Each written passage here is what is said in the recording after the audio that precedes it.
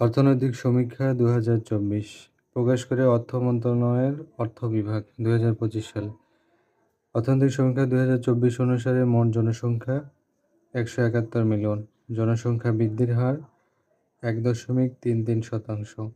পুরুষ মহিলার অনুপাত ৯৬.৩:১০০।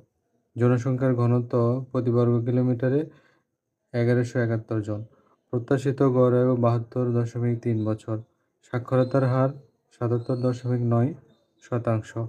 জিডিপি প্রবৃদ্ধির হার হচ্ছে ৪.22%। জিডিপিতে কৃষিখাতের অবদান প্রবৃদ্ধি ও নিয়োজিত লোকশক্তি। জিডিপিতে কৃষিখাতের অবদান ১১.১৯%, প্রবৃদ্ধি ৩.৩০% এবং নিয়োজিত লোকশক্তি ৪৫%। জিডিপিতে শিল্প খাতের অবদান হচ্ছে ৩৭.৩৭%, প্রবৃদ্ধি হচ্ছে ৩.৫১% এবং মোট নিয়োজিত জনশক্তি ১৭%।